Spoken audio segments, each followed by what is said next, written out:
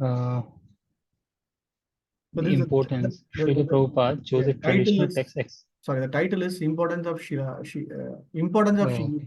Upanishad. Okay. Ishopanishad. Okay. It's a BTG article, but just it will give you a very nice glimpse and overview, kind of summary why Prabhupada made an effort to translate Ishopanishad or give a commentary on Ishopanishad. And when you compare with Bhagavatam, Bhagavad Gita, Chaitanya Charitamrita, where does this Ishopanishad really come and fit into our Gaudiya Sampradaya literature? Because Prabhupada wanted to uh, ensure that in a way where our Sampradaya or the Krishna conscious movements Vedic pramanam is common, and it is a standardized one taken. So that is why he wanted to bring in Ishopanishad. So the Ishopanishad will give you overall common understanding, because Ishopanishad is accepted across all the sampradayas. Ishopanishad is accepted across Veda, all the philosophical scholars and everybody. So that is why he wanted to bring in, so that everybody will understand and as well as appreciate what our philosophy is also. From a Dargah perspective means from a logical argument perspective, um, there might be differences in terms of identifying what is that. But final conclusion, final solution is always the same. Okay. So the other day, I think somebody was asking whether speculative argument and philosophical argument. So speculative argument is very risky, but philosophical and scientific argument is all logical arguments or logical reasoning is always welcome. Okay, so in those days, when something was to be established, they always welcome this logical reasoning. So these are one of the reasons. So just read through this, before we get into the today's session. I just thought you can read this, and then it's a very small this one. Okay, yeah, please, Prabhu. Yeah, go ahead. Hare Krishna Prabhuji. The importance of Sri Ishopanishad. Srila Prabhupada chose a traditional text accepted by all classes of Vedic scholars to be one of the first books he translated by Satyaraj Das.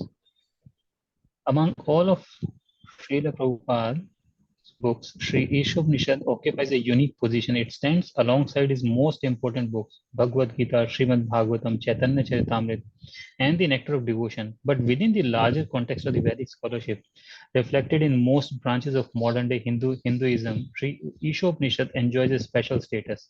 It comes from a category of text known as Shruti. Generally, Shruti refers to the original four Vedas and their supplementary Upanishadic literature. The Vedic tradition itself honors this text as revelation, given to the world directly by God. In addition, there is another category of literature known as Smriti, or that which is remembered. Vaishnavas consider these texts equal to Shruti in every day. In fact, Smriti is traditionally understood as the inner portion of Shruti, without which the later remains virtually indecipherable.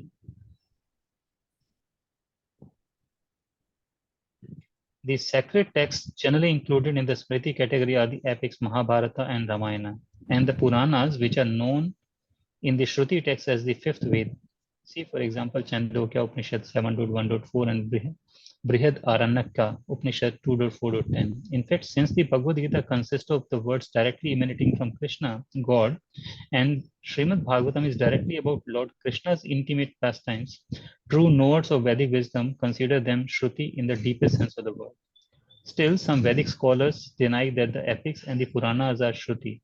Nanda Mishra, commenting on Sri Baldev Vidyabhushan's Siddhanta Darpana, writes, some philosophers, being disturbed by statements about devotion to Vishnu in the epics and the Puranas, try to say that those texts are not identical with the Vedas. This is because of a technical division of the scriptures, which has little consequence in the life of the practitioner. Prabhupada, of course, was aware of these technicalities, and his Sri Ishopanishad indirectly addresses the problem of supporting Krishna consciousness with a text that all Vedic scholars would accept as Shruti. The strategy of using Vedic evidences goes back to the greatest Krishna conscious masters in history, such as Jiva Goswami and Baldev Vidyabhushan, and Prabhupada was merely following their lead. Thus, as far back as the early 1960s, before he had officially founded ISKCON, Prabhupada had serialized his Ishopanishad manuscripts in Back to Godhead magazine. After coming west, it was one of the first books he published. He even suggested that his 1969 lecture, What are the Vedas, be used as the introduction to the book, which underlines the importance of the Ishopanishad's Vedic status. To this day, that introduction accompanies his Ishopanishad. Sri Ishopanishad is the 40th 40th. last chapter of the Shukla Yajur Ved and consists of 18 Sanskrit mantras. All lists of the most important Upanishads begin by mentioning this one. As Prabhupada writes, regarding the Upanishads, the following 11 are considered to be the topmost: Isha, Kena, Katha, Prashna, Mundaka, Mandukya, Taittiriya, Aitreya, Chandogya, Brihad Aranyaka, and Shvetashvara.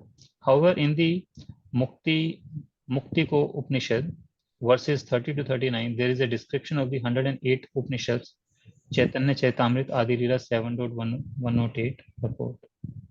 A summary of Sri Ishopanishad. Srila Prabhupada's introduction establishes the limitations and imperfections of the conditioned soul and elucidates the higher dimensional reality of the Vedas. Section 2, which is about invocation, mantras 1 and 2. Invocation and mantras 1 and 2. The Supreme Personality of Godhead is perfect and complete, and therefore his creation is too. He has perfectly made arrangements for all living beings, and if we learn to live according to his arrangements, we can live happily on the spiritual platform, even in the material world. Section 2, which is mantra 3. Those who abuse the opportunity of the human form of life have a very dim future.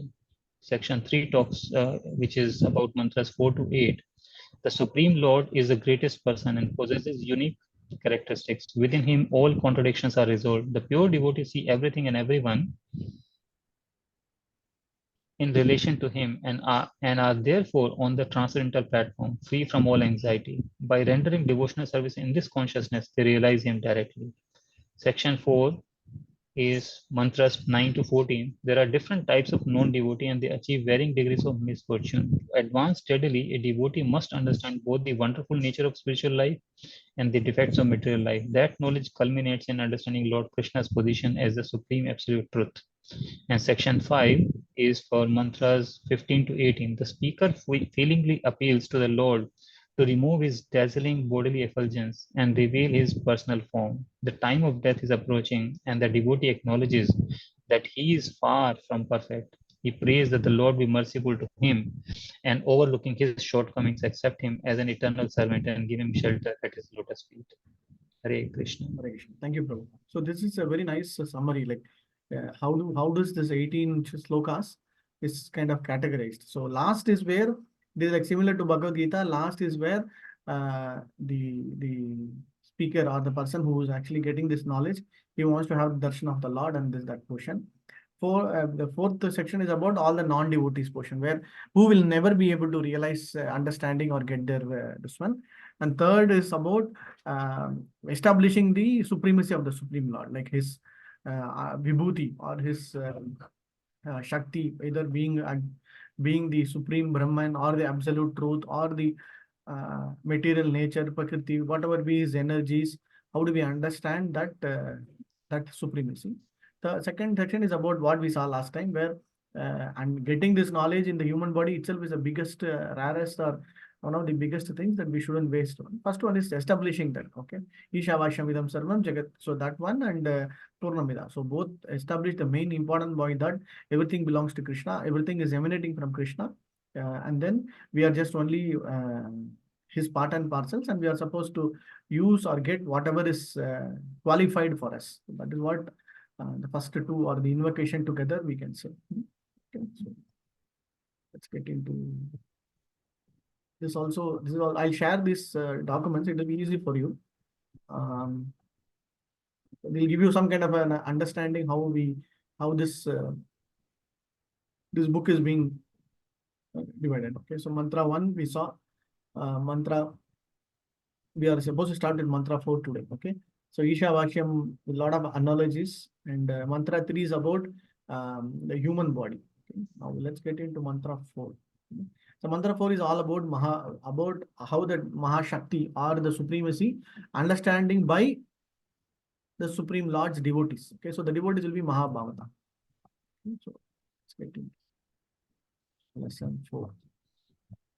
I think we'll read and then come back to lesson to summary. So we'll try to today's session. We'll try to finish at least 4 slokas.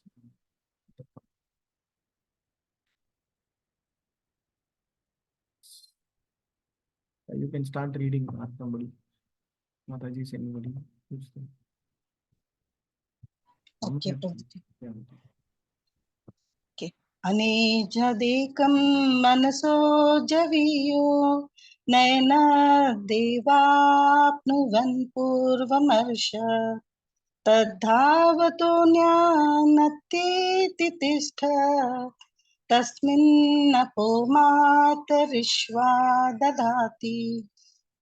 Translation, Prabhuji? Or synonyms also? And translation is Okay.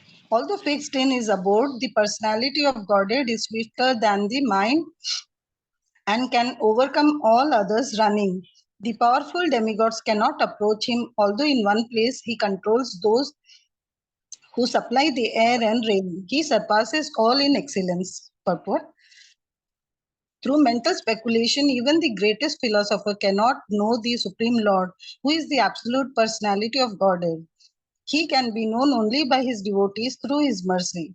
In the Brahma Samhita 534, it is stated that even if a non-devotee philosopher travels through space at the speed of the wind or the mind for hundreds of millions of years, he will still find that the absolute truth is far, far away from him. The Brahma Samhita 537 further describes that the absolute personality of Godhead has his transcendental abode known as Goloka, where he remains and engages in his pastimes, yet by his inconceivable potencies, he can simultaneously reach every part of his creative energy. In the Vishnu Puran, his potencies are compared to the heat and light that emanate from a fire. Although situated in one place, a fire can distribute its light and heat for some distance. Similarly, the absolute personality of Godhead, although fixed in his transcendental abode, can diffuse his different energies everywhere. Although his energies are innumerable, they can be divided into 3 principal categories: the internal potency, the marginal potency, and the external potency. There are hundreds and millions of subheadings to each of these categories. The dominating demigods who are empowered to control and administer such natural phenomena as air, light, and rain are all classified within the marginal potency of the absolute person. Lesser living beings, including humans, also belong to Lord's marginal potency. The material world is the creation of the Lord's external potency, and the spiritual sky, where the kingdom of God is situated, is the manifestation of his internal potency. okay, Mataji. Thank you. So what is this all about? The Sanskrit word also very nice. Okay, Anijat ekam manashad javi. I mean, it's very fast. Like we know, like the mind is much more faster than the wind. Mind is much more faster than this one. So the Supreme Lord's uh, is more powerful than the mind. Okay, so this is what we typically try to say. Man can go anywhere within a fraction of a second within. But what is the point is? It is aned ekam manaso javi. So it is, which means much more. So the Lord Supreme Bhagavan, he can do anything beyond beyond our the mind portion also. Okay, so that is what is more important. And we all know, like even the devatas, or even who's trying to get by practicing so many Ashtanga yoga, so many yogos also, they will never be able to get the Lord until you become a Mahabhavata. Mahabhavata means until you are a dedicated person, where you are fully dedicated to devotional service. So he surpasses in all in his excellence. Okay, so this is all about the Antaranga Shakti, Bhagiranga Shakti, and Tadakta Shakti. So attaining the supreme or knowledge of the absolute truth. Bhagavad Gita 7th and 8th chapter talks about the energies of the Lord. Right. So that is what is being divided. So internal energy, marginal potency, and external. So external is what we are able to see, we are able to conceive, we are able to use our so-called brains and intelligence to perceive. We are all marginal. Internal we are unable to do, because we are still bonded and we are not able to take it up. So his internal energies acting, we'll be able to only just relish, we'll be able to just see, but we'll never be able to fully assimilate and understand. Okay, good. Okay, let's leave. Thanks, Mataji. Yeah, somebody else? Hare Krishna. Yes. Thus, the different energies of the Lord are present everywhere. Although the Lord and his energies are non-different, one should not mistake these energies for the supreme truth. Nor should one wrongly consider that the Supreme Lord is distributed everywhere impersonally, or that he loses his personal existence. Men are accustomed to reaching conclusions according to their capacity for understanding, but the Supreme Lord is not subject to our limited capacity for understanding. It is for this reason that the Upanishads warn us that no one can approach the Lord by his own limited potency. In the Bhagavad Gita 10.2, the Lord says that not even the great rishis and suras can know him. And what to speak of the asuras, for whom there is no question of understanding the ways of the Lord. The fourth mantra of Sri Upanishad very clearly suggests that the absolute truth is ultimately the absolute person. Otherwise, there would have been no need to mention so many details in support of his personal features. Okay, so clear. So his energies are different. He is different. Okay, so generally from a Mayavada Tattva or other Tattva, it will be like all his, he is completely Sarvavyapi. Yes, his energies are Sarvavyapi, he is able, but he is a separate personality. He is separately existing. Okay, so that is the biggest difference we need to understand. And we will never be able to understand his capacity, I mean, understand his potency through our limited capacity. Okay, so Bhagavad Krishna himself says in Bhagavad Gita. Right? Nice, good, okay. Prabhuji, anybody? Every Oh, good, Pankaj. every part and parcel of the complete whole is endowed with some particular energy to act according to the Lord's will. When the part and parcel living entity forgets his particular activities under the Lord's will, he is considered to be in Maya illusion. Thus, from the very beginning, Sri Ishopanishad wants us to be very careful to play the part designated for us by the Lord. This does not mean that the individual soul has no initiative of his own. Because he is part and parcel of the Lord, he must partake of the initiative of the Lord as well. When a person properly utilizes his initiative or active nature with intelligence, understanding that everything is the Lord's potency, he can revive his original consciousness, which was lost due to association with Maya, the external energy. All power is obtained from the Lord, therefore, each particular power must be utilized to execute the will of the Lord and not otherwise. The Lord can be known by one who has adopted such a submissive service attitude.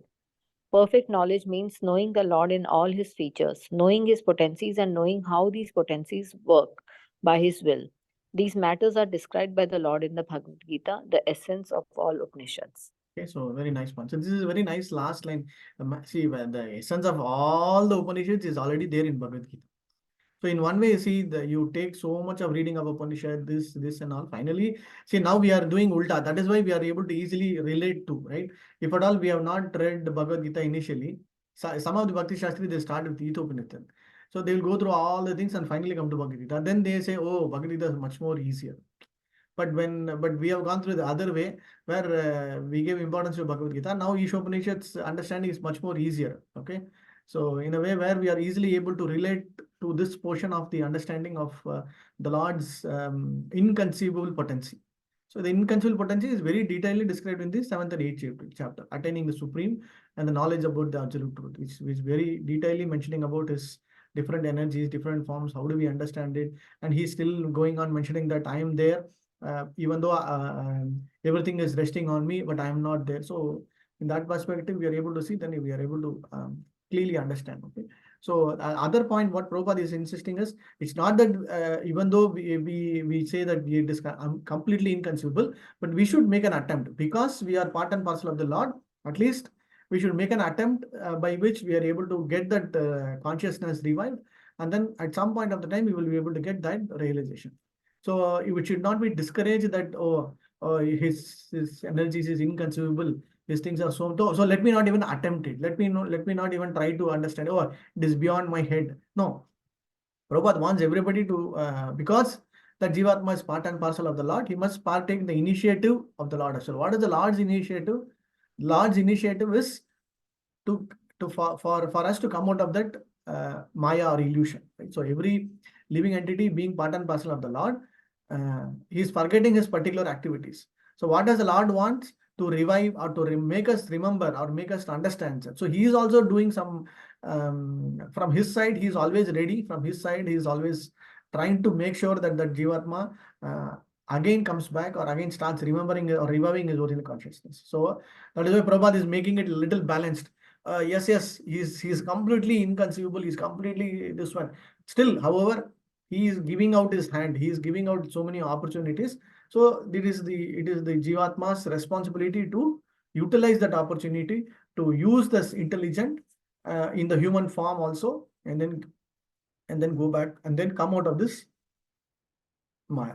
Okay, nice. Clear? Okay, let's get into. So we'll finish 3 slokas, then come back to the summary. Okay. Yeah, Prabhu, Pankaj Prabhu, you want to read? Okay, Prabhu. तद्जाति तन्नय जाति तद्दूरे तद्व्यन्तके तदन्तरस्य सर्वस्य तद्यु सर्वस्य भयहतः. Translation: The Supreme Lord walks and does not walk. He is far away, but he is very near as well. He is within everything, and yet he is outside of everything. Offered by Divine Srila Prabhupada ki jai. Here is a description of some of the Supreme Lord's transcendental activities executed by his inconceivable potencies. The contradictions given here prove the inconceivable potencies of the Lord. He walks and he does not walk. Ordinarily, if someone can walk, it is illogical to say he cannot walk. But in reference to God, such a contradiction simply serves to indicate his inconceivable power. With one limited fund of knowledge, we cannot accommodate such contradictions, and therefore we conceive of the Lord in terms of our limited powers of understanding. For example, the impersonalist philosophers of the Maya school accept only the Lord's impersonal activities and reject his personal features. But the members of the Bhagavata school, adopting the perfect conception of the Lord, accept his inconceivable potencies and thus understand that he is both personal and impersonal. The Bhagavatas know that without inconceivable potencies, there can be no meaning to the word Supreme Lord. We should not take it for granted that because we cannot see God with our eyes, the Lord has no personal existence. Sri Ishopanishad refutes this argument by declaring that the Lord is far away but very near also. The abode of the Lord is beyond the material sky, and we have no means to measure even this material sky. If the material sky extends so far, then what to speak of the spiritual sky, which is altogether beyond it? That the spiritual sky is situated far, far away from the material universe is confirmed in Bhagavad Gita 15.6. But despite the Lord being so far away, he can at once, within less than a second, descend before us with a speed swifter than that of the mind or wind. He can also run so swiftly that no one can surpass him. This has already been described in the previous mantra. Yet, when the personality of Godhead comes before us, we neglect him. Such foolish negligence is condemned by the Lord in the Bhagavad Gita 9:11, where he says that the foolish deride him, considering him a mortal being. He is not a mortal being, nor does he come before us with a body produced of material nature. There are many so-called scholars who say that he stands in a body made of matter, just like an ordinary living being. Not knowing his inconceivable power, such foolish men place the Lord on an equal with ordinary men. Thanks, Prabhu. So what is the sloka?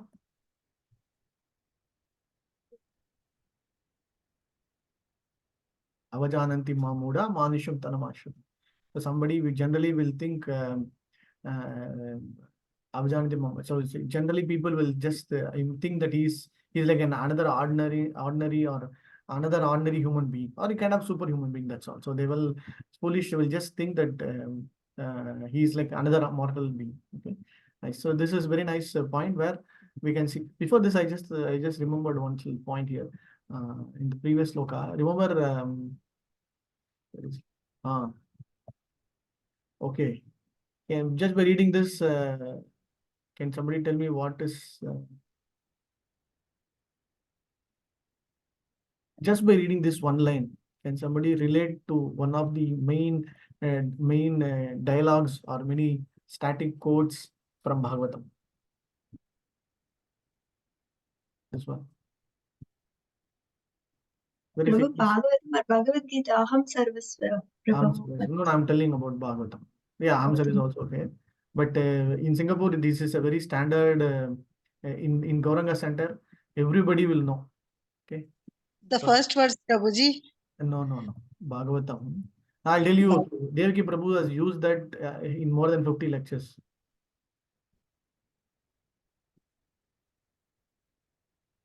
Okay, I'll give you another clue. You want another clue? Another clue? Yes, no.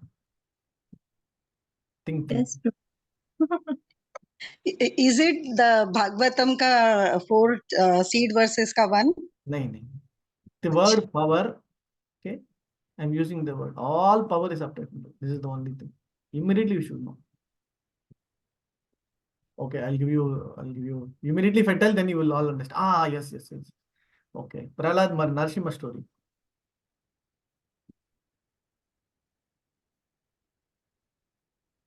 Yes, no? Okay. Don't you don't have to think too much. If you should come immediately. Okay. Sorry, okay. So Hiranyakashipu,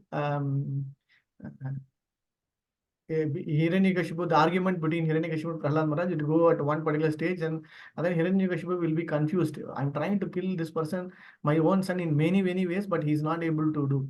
And so he calls his son and says, "Where are you getting the source of your strength?" Okay. So what is the dialogue? What is the response Prahlad Maharaj gives back? So Prahlad Maharaj gives back that. Don't know the verse, but the power from there you get this strength. That same power gives me also this strength. The source of my strength is the source of your strength. Or the source of your strength is the source of my strength. Okay, so it's a very famous caption or a word in which is used by all the Mahabhagavatas. All the Bhagavatas will, whenever they want to understand about the Lord's inconsumable energy, so they will quote Prahlad Maharaj this quote. The source of my strength is the source of your strength. Because Hiranyakashipu will be completely baffled that I'm trying to kill him, I'm trying to do this thing, but nothing is happening. So he gets really astonished. He's asking, where are you getting this much of strength? So intelligently, because Prahlad Maharaj is so intelligent, he is saying directly, he's not saying Narayana, directly he's not saying Hari, directly he's not saying Supreme Vishnu. He is putting it in a very higher way of understanding. Whatever strength that you think you are having, whatever energy that you are thinking you are having, whatever the power that you think you are having, from where you are getting this, from the same person, I'm getting it. Okay. So this actually again confuses Hiranyakashipu more. Oh, what is this here? I thought everything is in me. So that is where the devotees are, and that is why Prahlad is considered as the exalted devotee. When you say Bhakta Shiromani, he is so brilliantly putting that point back to his father. Like, no, you say goal, putting the goal back, bouncer back. So Hiranyakashipu is much more violent. Then that is where the dialogue goes, and then he asks if you feel that the same source is there, is the source everywhere? Yes, he'll say yes, that source is everywhere. And then is the source here in this pillar, Stamba? Yes, Stamba immediately. Then the next one. But the initial portion of what Prahlad mentions is kind of a top-notch understanding. Okay, so very nice. And why I'm saying is, I know Devaki Prabhu, wherever he gives lecture on everything about the Lord, somewhere or other he will quote this: the source of my strength is the source of your strength. Okay, just remember that you can use it to wherever you want to give lectures, whenever you want to give talk about preaching, you can use that particular thing. Okay, so I just thought I remembered that particular point. All power is obtained from the Lord. So whatever we think that energy, Shakti, the intelligence, everything is from the Lord only. Okay, so thanks. Okay, so all the power must be utilized to execute the will of the Lord and not otherwise. Okay? So So whatever we get is at the utilized at the will of the Lord. Okay. So I just thought that particular thing. Okay. Tad so this same thing. Whatever we are trying to conceive is not possible. We might think he is very far away, but at the same time he is very near us as a Paramatma sitting inside us. So there are beyond logical arguments. We should just accept it.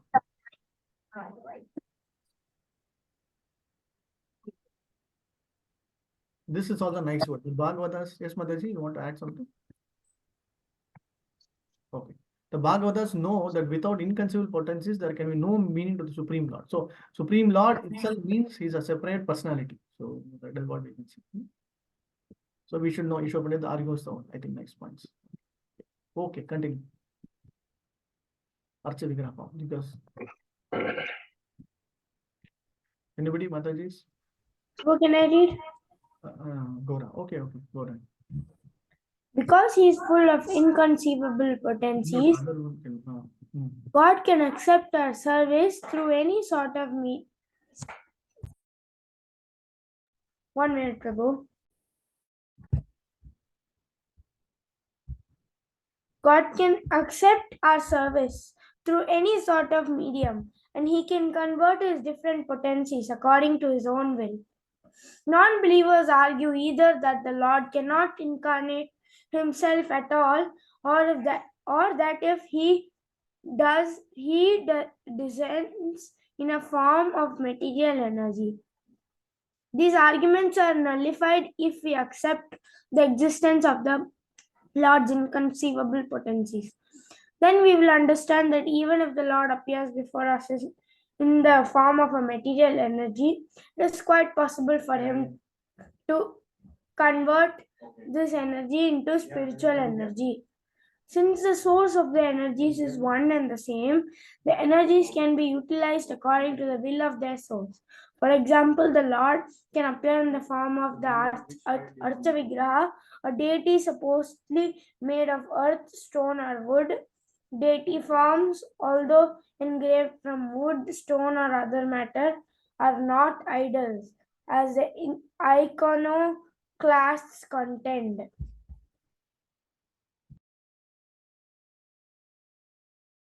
Yeah, continue. This part also. Yes, true. In our present state of imperfect material existence, we cannot see the Supreme Lord due to imperfect vision. Yet those devotees who want to see him by means of material vision are favored by the Lord, who appears in a so-called form to accept his devotee service. One should not think that such devotees who are in the lower stage of devotional service are worshipping an idol. They are factually worshipping the Lord, who has agreed to appear before them in an approachable way. Nor is the archa form fashioned according to the whims of the worshipper. This form is eternally existent with all paraphernalia. This can actually be felt by a sincere devotee, but not an atheist. Okay, thanks. So the Prabhupada is mentioning about the importance of Archa Vigraha form.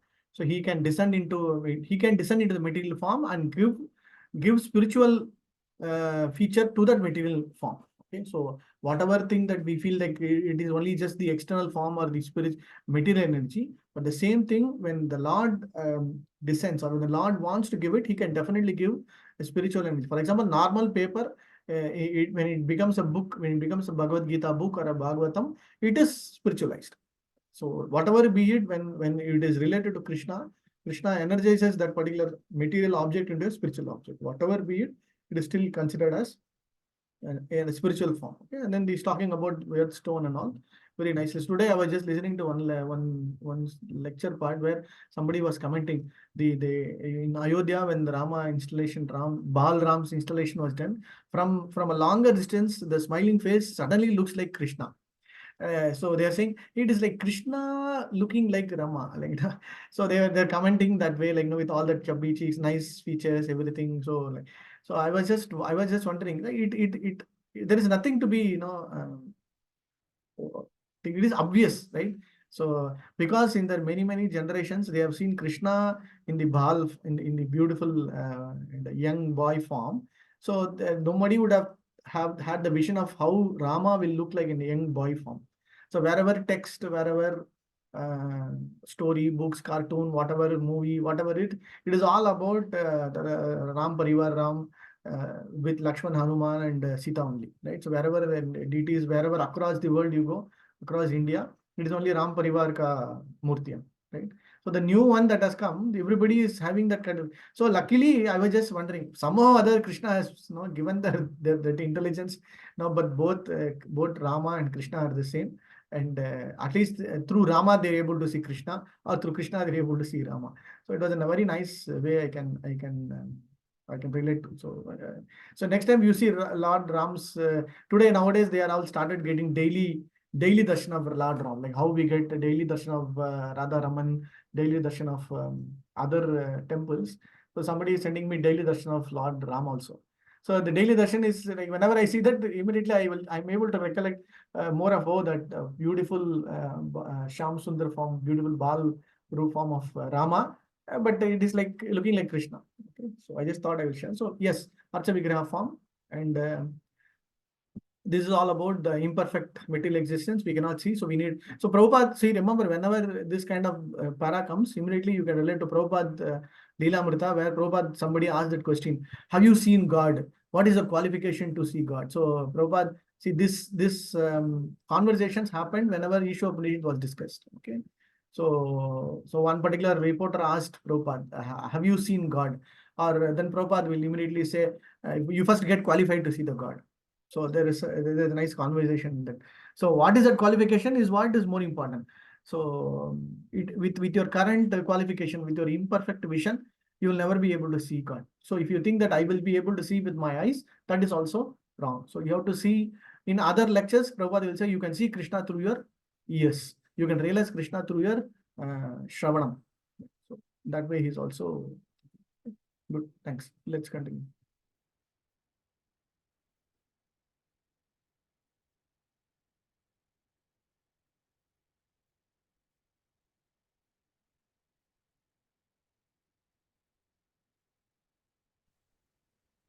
Okay. Hare Krishna Prabhu, I will read.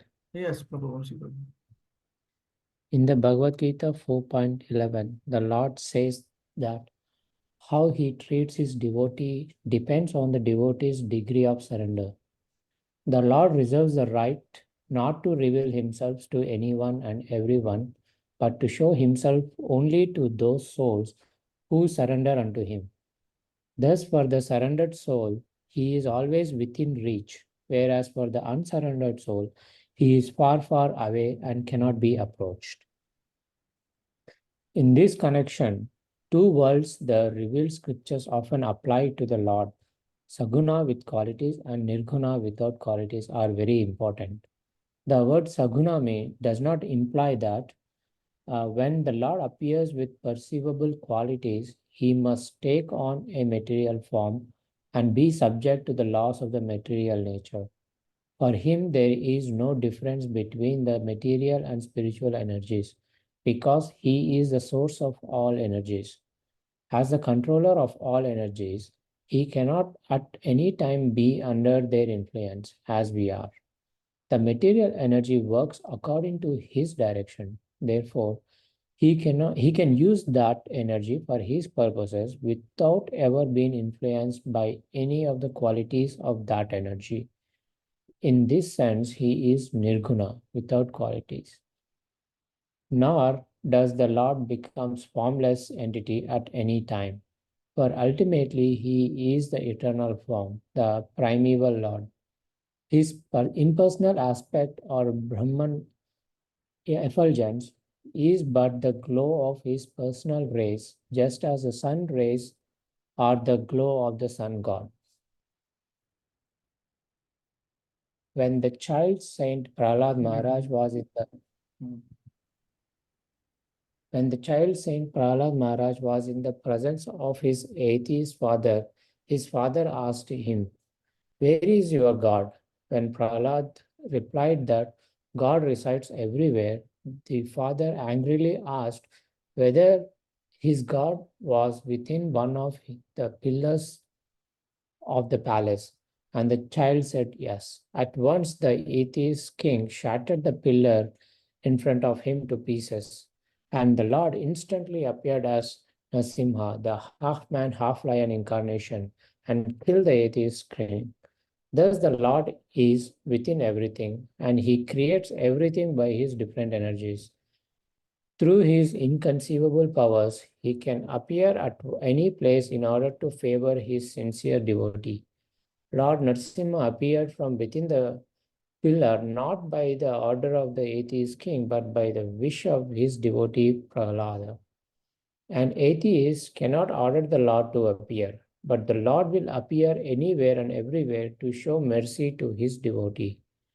The Bhagavad Gita 4.8 similarly states that the Lord appears in order to vanquish non-believers and protect believers. Of course, the Lord has sufficient energies and agents who can vanquish atheists, but it pleases him to personally favor a devotee. Therefore, he descends as an incarnation.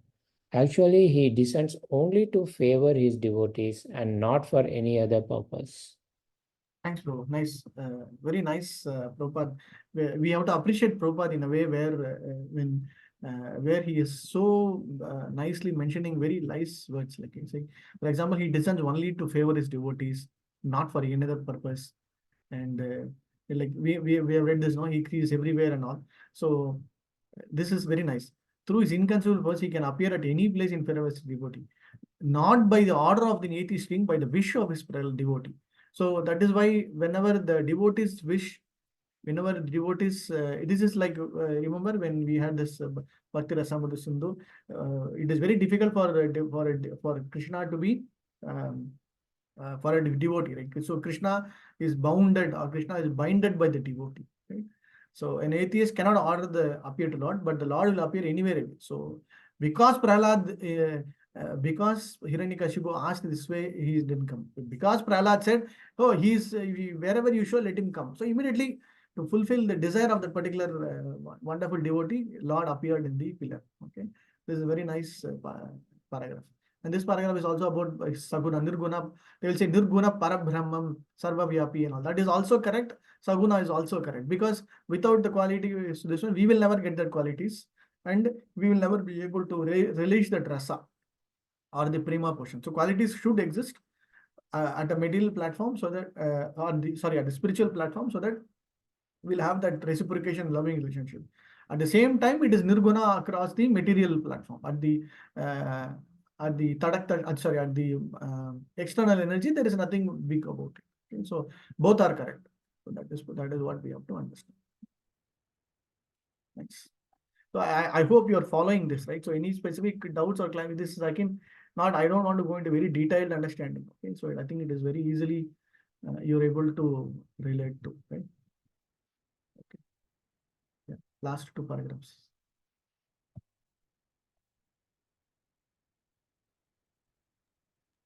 Can I read? Yes, Madam. In the Brahma Samhita 5.35, it is said that Govinda, the primeval Lord, enters everything by his plenary portion. He enters the universe as well as all the atoms of the universe. He is outside in his Virat form, and he is within everything as Antaryami. As Antaryami, he witnesses everything that is going on, and he awards us the results of our actions as karma phala. We ourselves may forget that we have done in what we have done in our previous lives, but because the Lord witnesses our actions, the results of our actions are always there, and we have to undergo the reactions nonetheless. The fact is that there is nothing but God within and without. Everything is a manifestation of his different energies, like the heat and light emanating from a fire, and in this way there is oneness among his diverse energies. Although there is oneness, however, the Lord in his personal form still enjoys unlimitedly all the pleasures enjoyed minutely by the tiny part and parcel living entities. Hare Krishna. Okay, thank you, Mataji. It's very nice. So he's Antaryami and he's a primeval god. Okay, so Sarva Karana Karanam, right? So that portion, he is outside in his Virat form, like everything is in this form. And this is also a very nice line. In a way, there is oneness among his diverse energies. What is that oneness is like, no? For example, how do you define heat?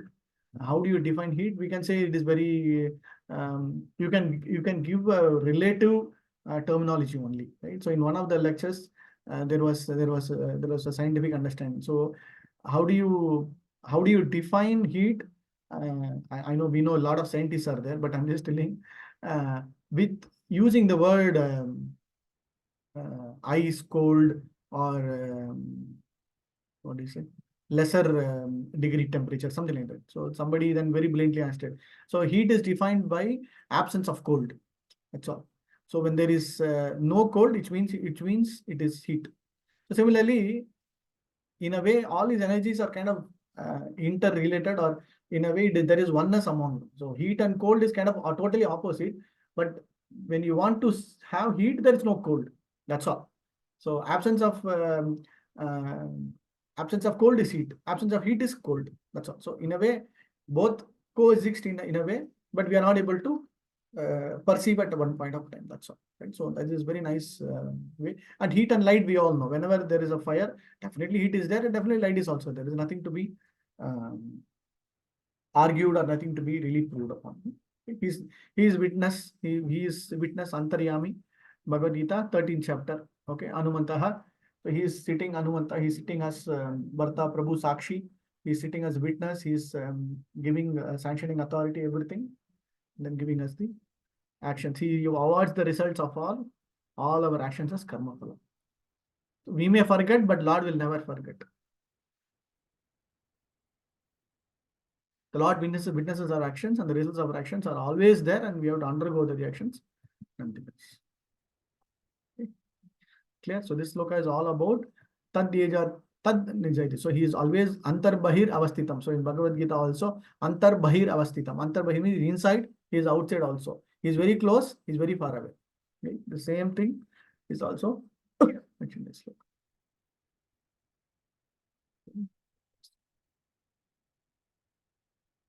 Yes.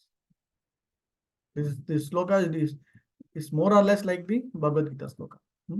Okay.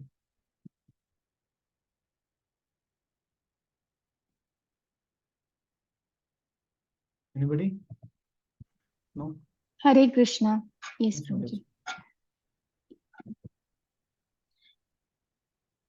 यस्तु सर्वाणि भूतानि आत्मन्येवानुपश्यति सर्वभूतेषु चात्मानं ततो न विजुगुप्सते. Translation by Srila Prabhupada ki jai.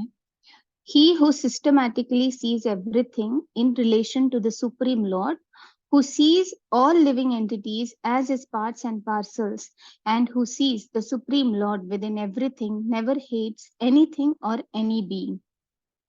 Okay. Purport. This is a description of the Mahabhagavata, the great personality who sees everything in relation to the Supreme Personality of Godhead. The Supreme Lord's presence is realized in 3 stages. The Kanishta Adhikari is in the lowest stage of realization. He goes to a place of worship such as a temple, church, or mosque according to his religious faith and worships there according to scriptural injunctions. Devotees in this stage consider the Lord to be present at the place of worship and nowhere else. They cannot ascertain who is in what position in devotional service, nor can they tell who has realized the Supreme Lord. Such devotees follow the routine formulas and sometimes quarrel among themselves, considering one type of devotion better than another. These Kanishtadhikaris are actually materialistic devotees who are simply trying to transcend the material boundary to reach the spiritual plane. Okay, thanks, Mataji. So at least now, whomsoever is attending the class, at least you should get an idea or get a thought that okay, Isha Upanishad is not a big black box. Oh, Isha was something I thought big Upanishad, bada slokas I will not be able to understand. No. Okay, only first two slokas might look like the Isha Vashadindam Sarvam Jagat, that one, and then Purnamada may be kind of very abstract one. But all other slokas are very easily, I think you should be able to quickly relate because now you have gone through Bhagavad Gita. All these slokas are very in a way easily grasping and easily you should be able to understand. Okay, so this is which sloka of Bhagavad Gita? You systematically sees everything in relation to the Lord, sees everything as part and parcel of the Lord, who sees every Supreme Lord within every being. Which sloka? Is it Mamai Vamsha Jiva Loke? Mamai Vamso also okay. Mamai Vamso also okay. Pandita Samadarshana. Okay, Mamai Vamso Jiva Loke is also okay, and as well as everything in relation to the Lord is like he who. So Mamai Vamsa Jivaloko is like where Krishna is declaring. The other way of saying is the Pandita when he sees the Vishnu or the Paramatma in everybody, and he sees that everybody are equal. That is also both are good. Okay, so this is a distinct Mahabharata. Like so, the Mahabharata is somebody who is able to see everybody in relation to the Lord, everybody in as the energies of the Lord, and everybody in equal. Like whether it's a brahmana, it's a elephant, a cow, a dog, or a dog eater, whatever it is able to see. Okay. So talking about we have discussed very detailed about the Kanishta Adhikari, Madhyama Adhikari, and Uttama Adhikari. But anyway, we can read. Okay? Yeah, we can quickly read. So anybody, Prabhuji Smith. What is the first realization is about Kanishta level? Well, he is very sincere. He is trying to get that knowledge. So he regularly attends programs. He goes to the temple, goes to everything. But still that faith is very Komal Shraddha, little faith and no knowledge of the scriptures. Slowly, he will try to improve the next level. Okay. Yeah, second and third. Madhyama and Uttam.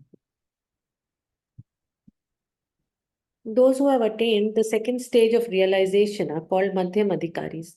These devotees observe the distinction between the four categories of being: the Supreme Lord, the devotees of the Lord, the innocent who have no knowledge of the Lord, and the atheists who have no faith in the Lord and hate those in devotional service. The Madhyam Adhikari behaves differently towards these four classes of person. He adores the Lord, considering him the object of love. He makes friends with those who are in devotional service. He tries to awaken the dormant love of God in the hearts of the innocent, and he avoids the atheists who deride the very name of the Lord.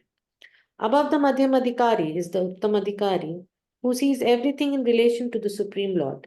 Such a devotee does not discriminate between an atheist and a theist, but sees everyone as a part and parcel of God. He knows that there is no essential difference between a vastly learned Brahmana and a dog in the street, because both of them are part and parcel of the Lord, although they are engaged in different bodies on account of the different qualities of their activities in the previous lives.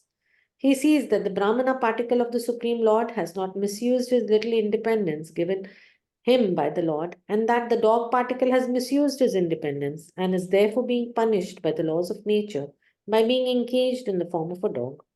Not considering the respective actions of the Brahmana and the dog, the Uttamadhikaris tries to do good to both. Such a learned devotee is not misled by material bodies, but is attracted by the spiritual spark within them. Thank you, Madam. Thank you, Madam. So this is again very nice about Uttamadhikari. Uttamadhikari, generally whenever we say Uttamadhikari can go anywhere, everywhere, and everybody will be, and he will be accepted by everybody. Okay. So in Bhagavatam we have great personality Narada Muni. Okay. So Narada Muni will go and sit with Kamsa in his own court. Narada Muni will come to meet Nanda Maharaj also. Narada Rishi will go to anywhere. Okay, so everybody will give him respect, irrespective of whatever be the state. They know that Narada Rishi is some kind of an exalted somebody. So that is kind of Uttam Adhikari. And what is his role? His role is to see Sugritam Sarva Bhutana. So Narada Rishi, even though he will say Narada, he will try to create some problem or create, but actually it is beneficial for that particular person. For example, in Dhruva Maharaj story also, first he will come and try to stop Dhruva Maharaj. Somehow you try to make him convince, no, you are a small boy, you go back. But by seeing the Dridhavrataha, by seeing his Kshatriya mentality, then Narada Rishi will give him that mantra, and then, but immediately what Narada will do, immediately he will go back to the palace. He will go to the palace and then he will say, don't worry, he has already gone something. So Uttanapada will be kind of little distressed. So in that way, you see, Narada will be sometime in this side, sometime in that side, but actually it is beneficial for everybody. So he will see everything in relation to the Lord. He will see, he does not discriminate between an atheist, he does not discriminate between this person, that person. So for him, it is everybody same, and he is trying to fulfill the will of the Lord. Okay, so like this, there are so many other wonderful personalities also, but this is the understanding. Good. Okay, thank you. Nice. This is a very nice point. This line. So that is why don't try to imitate the Uttamadhikaris. We will never be able to imitate Uttamadhikaris. Okay, yeah. Please. Those who imitate an Uttamadhikari by flaunting a sense of oneness or fellowship but who behave on the bodily platform are actually false philanthropists. The conception of universal brotherhood must be learned from an Uttamathikari and not from a foolish person who does not properly understand the individual soul or the Supreme Lord's supersoul expansion who dwells everywhere. It is clearly mentioned in the sixth mantra that one should observe or systematically see. This means that one must follow the previous acharyas, the perfected teachers. Anupashyanti is the exact Sanskrit word used in this connection. Anu means to follow and Pashyanti means to observe. Thus, the word Anupashyanti means that one should not see things as he does with naked eye, but should follow the previous acharyas. Due to material defects, the naked eye cannot see anything properly. One cannot see properly unless one has heard from the superior source, and the highest source is the Vedic wisdom, which is spoken by the Lord Himself. Vedic truths are coming in disciplic succession from the Lord to Brahma, from Brahma to Narada, from Narada to Vyasa, and from Vyasa to his many disciples. Formerly, there were no need to record the messages of Vedas because people in earlier ages were more intelligent and had sharper memories. They could follow the instructions simply by hearing once from the mouth of the bona fide spiritual master. Should I continue, Prabhu? Yes, Pantaji. Maybe, yeah. I mean, that's fine. Okay, this line is Pashyati na Pashyati. In Bhagavad Gita also, Pashyati na Pashyati. Pashyati means seeing, na Pashyati means seeing in a different, not seeing. Same thing, Anupashyati. Anupashyati is like seeing not through our material way of seeing, but more from the Shastra Praman, more from the source, right? So, from the Acharyas, for whatever seeing. So that is why seeing through the ears. Okay, yeah. Fine. Okay, go ahead. Good. Anybody? Quickly. At present, there are many commentaries on the revealed scriptures, but most of them are not in the line of disciplic succession coming from Srila Vyasadeva, who originally compiled the Vedic wisdom. The final, most perfect and sublime work by Srila Vyasadeva is Srimad Bhagavatam, which is the natural commentary on the Vedanta Sutra. There is also the Bhagavad Gita, which is spoken by the Lord Himself and recorded by Vyasadeva. These are the most important revealed scriptures, and any commentary that contradicts the principles of the Bhagavad Gita or Srimad Bhagavatam is unauthorized. There is complete agreement among the Upanishads, Vedanta Sutra, Vedas, Bhagavad Gita and Srimad Bhagavatam, and no one should try to reach any conclusion about the Vedas without receiving instructions from members of Vyasadev's disciplic succession who believe in the personality of Godhead and his diverse energies as they are explained in Sri Isopanishad. Okay. According to Prabhuji. Yeah, finish. Only one small part. Finish. Okay, Prabhuji. According to the Bhagavad Gita 1854, only one who is already on the liberated platform, Brahma Bhuta, can become an Uttama Adhikari devotee and see every living being as his own brother. This vision cannot cannot be had by politicians who are always after some material gain. One who imitates the symptoms of an Uttamadhikari may serve another's outward body for the purpose of fame or material reward, but he does not serve the spirit soul. Such an imitator can have no information of the spiritual soul. The Uttamadhikari sees the spirit soul within the material body and serves him as spirit. Thus, the material aspect is automatically served. Hare Krishna. Thank you. Very nice. Hare Krishna. So we should never try to imitate Uttama Adhikaris, and as well as understanding the Lord, understanding the scriptures through Vedic principle. And this line is very nice.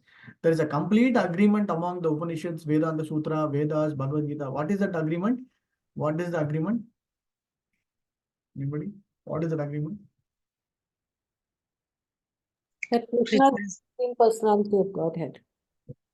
The source, understanding what is what is the agreement is in three aspects. One is what is the goal of that particular literature, and what is the knowledge about that literature, and what is the understanding that by which you are able to get there. So what is the goal? Goal is to attain, is to understand Supreme Lord, and the ways and means also the same. And who's that person? The person is the Supreme Lord, Krishna. Okay, so everybody, I mean everybody in the sense, every literature will say you should have one goal, and you should, that goal is to attain the Supreme Lord, and these are the steps. And who is that Supreme Lord? It is Krishna.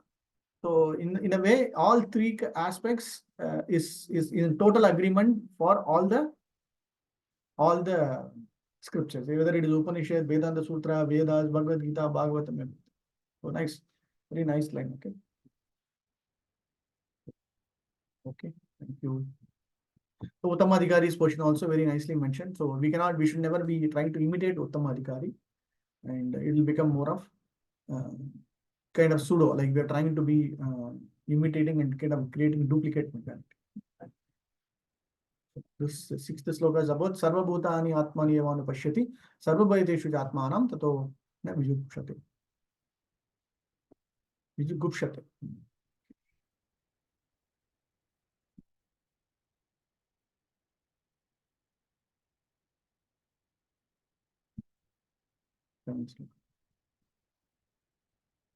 This is again same thing, but in a different perspective. Yasmin sarvani bhutani atmavai vijanataha tatra ko mohakka soka ekatvam anupashyataha. One who always sees all living entities as spiritual sparks in quality with the Lord becomes a true knower of things. What then can be illusion or anxiety for him? You want to read?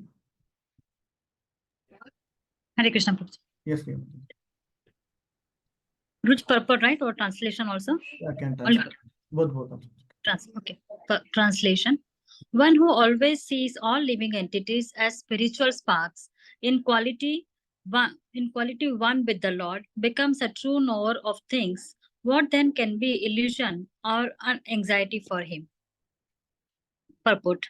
Except for the Madhyama Adhikari and Uttama Adhikari discussed above, no one can correctly see the spiritual position of a living being. The living entities are qualitatively one with the Supreme Lord, just as the sparks of the fire are qualitatively one with the fire. Yet sparks are not fire. Sparks are not fire as far as quantity is concerned. For the quantity of air and light. Probably just a minute. I'll just go in another room.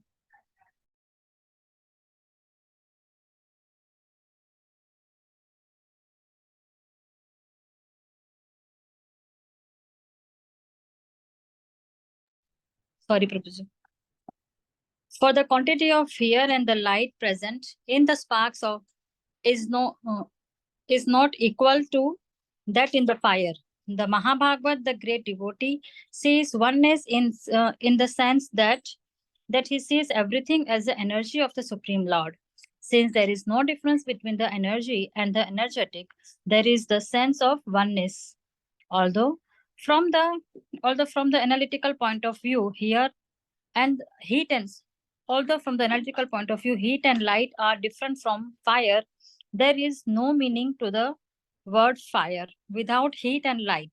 In synthesis, therefore, heat, light, and fire are the same. Thanks, Mataji. So this is also again except from Madhyamadi and Uttamadi, obviously no one can correctly see the spiritual position of the. So what is the spiritual position? Is the spiritual spark. So the Tadakta Shakti, the marginal energy of the Supreme Lord, who can see the Mahabharata only. So since there is no difference between the energy and the energetic, there is sense of oneness. So this is where that Ekatvam, like when we say Achintya Bheda Abheda Tattvam. So in the sense where everything is one at the same time different. Okay. So there is definitely a oneness, but at the same time there is a different difference also. Okay, so that is where we can see. Okay. Anybody quickly? Hare Yes, Krishna. Ajita Mataji. Mahalakshmi Mataji can read the next part. Ajita Mataji. Yeah. In this mantra, the word Ekatvam Anupashyatah indicate that one should see the unity of all living entities from the viewpoint of the revealed scriptures. The individual sparks of the Supreme Whole, the Lord, possesses almost 80% of the known qualities of the whole, but they are not quantitatively equal to the Supreme Lord. These qualities are present in minute quantity, for the living entity is but a minute part and parcel of the Supreme Whole. To use another example, the quantity of salt present in a drop is never comparable to the quantity of salt present in the complete ocean, but the salt present in the drop of qualitatively equal in chemical composition to all the salt present in the ocean. If the individual living being were equal to the Supreme Lord, both qualitatively and quantitatively, there would be no question of his being under the influence of the material energy. In this previous mantras, it has already been discussed that no living being, not even the powerful demigods, can surpass the Supreme Being in any respect. Therefore, Ekatvam does not mean that a living being is equal in all respects to the Supreme Lord. It does, however, indicate that in a broader sense, there is one interest. Just as in a family, the interest of all members is one, or in a nation, the national interest is one, although there are many different individual citizens. Since the living entities are all members of the same supreme family, their interest and that of the supreme being are not different. Every living being is the son of the supreme being, as stated in Bhagavad Gita 7.5. All living creatures throughout the universe, including birds, reptiles, ants, aquatics, trees, and so on, are emanations of the marginal potency of the Supreme Lord. Therefore, all of them belong to the family of the Supreme Being. There is no clash of interest. Okay, thanks, Mother. Ekatvam Anupashyatah. So that Ekatvam philosophy, try to understand it. So therefore, Ekatvam does not mean living beings equal to the Lord. It does however indicate that there is a broader sense of one interest. Okay, what is that one interest? Is everything focusing on the Supreme Lord. Okay, so that is where everybody's goal or everybody's focus is towards one particular Ekatva. That is the Supreme Lord. Okay, because the living being is the son or the part and parcel of the Supreme Lord. So Prabhupada is giving this analogy about salt. What is it? In the ocean, if you want to see the quality or the portion of the salt, then that can be easily understood, right? So one little portion is equal to the same of all the other. The property of a little sample is the same for across the entire ocean. The saltiness of the ocean, right? So that is where we can see. Okay. I hope everybody are able to understand, right? Because I don't see any major discussion point required. So let's keep reading. Okay. But so now my only humble suggestion or submission is but now you should get more confidence on Ishopanishad. Ishopanishad, don't think that it's something like very abstract and all. It is more or less relatively very easy for us to understand because you have read through Bhagavad Gita so nicely. I think you should be able to easily quickly get Ishopanishad also into your good book, into your books where you'll say, yes, I know Ishopanishad. Okay? If somebody is going to ask about Ishopanishad, you should be able to give a summary about Ishopanishad. It is not only about Purnamada, Purnamidam, Purna, Purnamachite, or it is not about Isha Vashyam Sarvam. Beyond that also, you should be able to relate, or you should be able to quickly summarize about Ishopanishad. Mahalakshmi Mataji, you want to?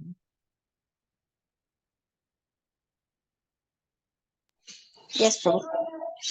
The spiritual entities are meant for enjoyment, as stated in the Vedanta Sutra 1.1.12.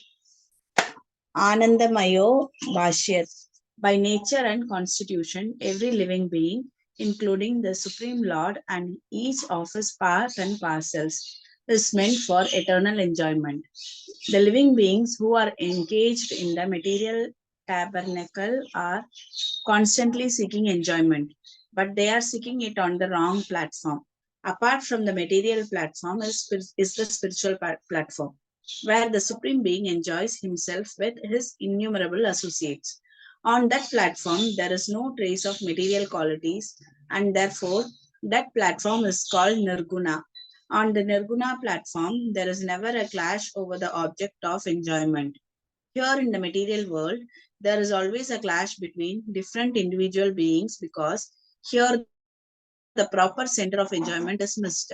The real center of enjoyment is the Supreme Lord, who is the center of the sublime and spiritual rasa dance. We are all meant to join him and enjoy life with one transcendental interest and without any clash. That is the highest platform of spiritual interest. And as soon as one realizes this perfect form of oneness, there can be no question of illusion, moha, or lamentation, shoka. Okay, thank you, Mataji. Anandamayo Abhyasat. So Anandamayo Abhyasat means in a way where it is Satchit Anandam, right? When we say Satchit, Anandam portion also will automatically come. There is nothing called Anandam portion will come little later. So whenever you get that real knowledge, whenever we get that it is eternal, whenever the happiness or the enjoyment portion will automatically come. Okay, so I think the Prabhupada is mentioning about the Nirguna portion, and if there is no if there is no Krishna or there is no Supreme Lord, then actual enjoyment is like the Rajoguna example. Like you will get something, but it is not permanent. That enjoyment or that happiness will go away. But the permanent happiness and enjoyment is only with the Supreme Lord. Okay, it is sublime and spiritual. Okay. Okay.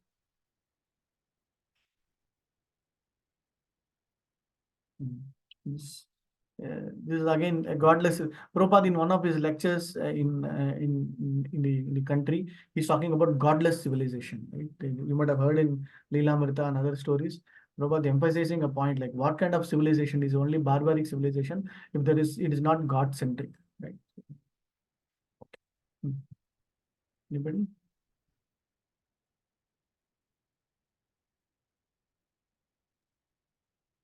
A godless. We read from here, Prabhuji. The Yes, godless. yes, Mataji, yeah. A godless civilization arises from illusion, and the result of such a civilization is lamentation.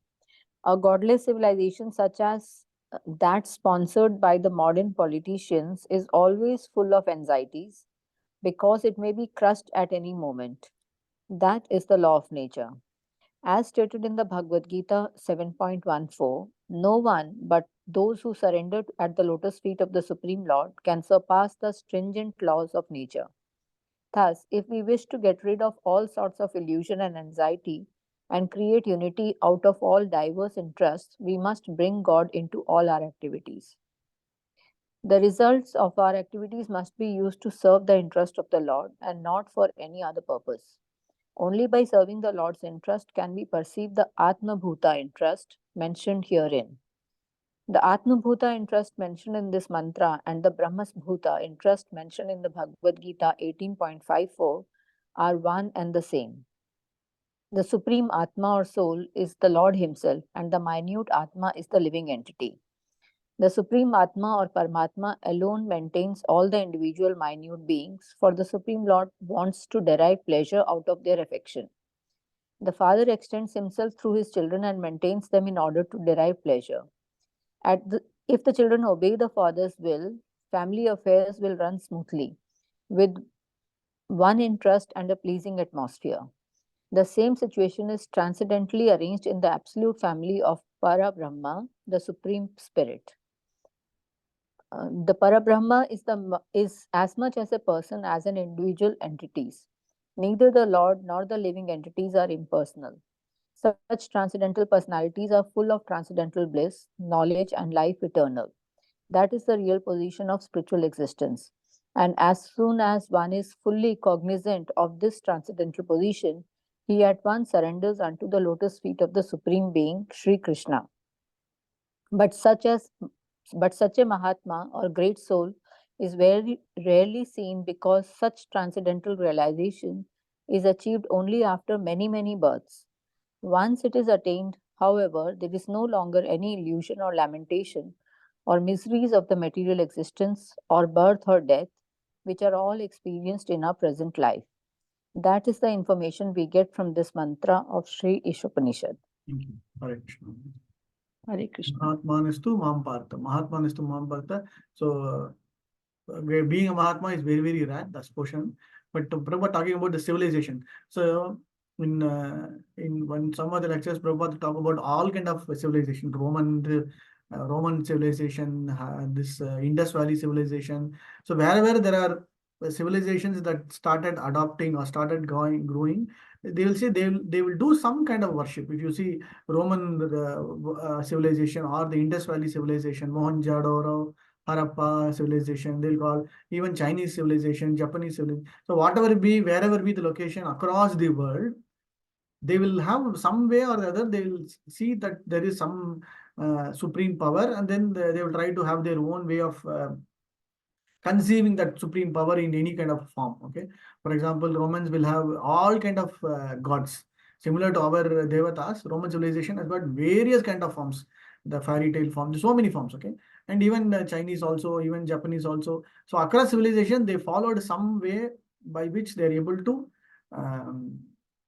follow and then take up certain instructions. Okay, so but in the modern age, where did they say there is no God civilization? It is nothing but full of lamentation only, full of misery only, and full of agony, or more of pain, and then rather than happiness. Okay, so this portion is also nice, and these words are like the result of all our activities must be used to serve in the interest of the Lord and not for any other purpose. And it's giving a lot of analogies also.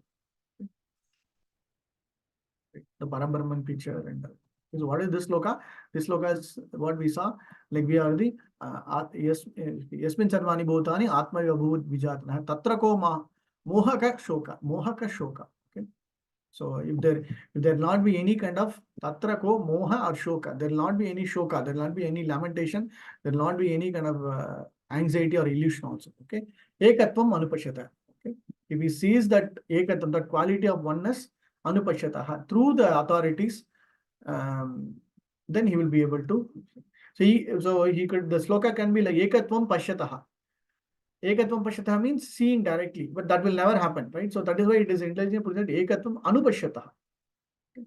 So anupashyataha means seeing with the standard pramana, with a definite authority, with a definite affirmation or conclusion. Okay, so seeing through the scriptures. So if it is like ekatvam pashyataha, it will be like kind of again illusion or a kind of it will be. But that is why it is ekatvam anupashyataha. Yasmin sarvani bhutani atma vibhut vijana. Last sloka. We'll try to finish the last sloka also. Today's class, one more sloka we'll try to finish. Very small sloka. We'll try to finish this. Okay, quickly, let's finish. Okay, no problem. This thing is not seen.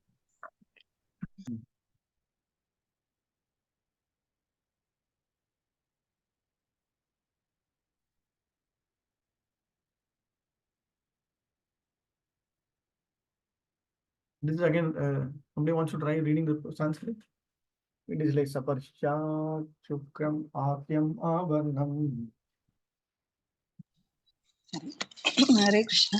I think Padmini Mataji wanted the Sanskrit to read. Oh, No, Is- no, Mataji, no, Mataji. No, actually, my internet is very weak. It's अच्छा lagging.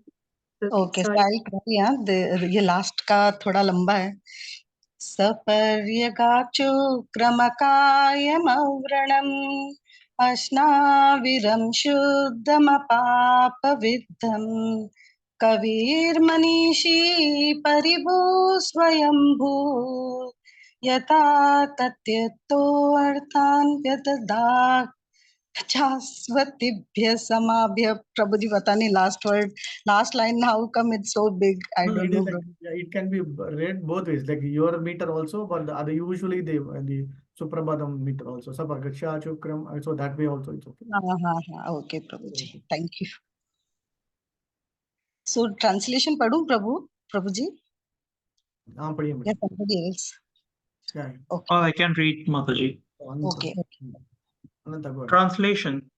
Such a person must factually know the greatest of all, the personality of Godhead, who was unembodied, omniscient, beyond reproach, without veins, pure and uncontaminated, the self-sufficient philosopher who has been fulfilling everyone's desire since time immemorial. Purport. Here's a description of the transcendental and eternal form of the absolute personality of Godhead.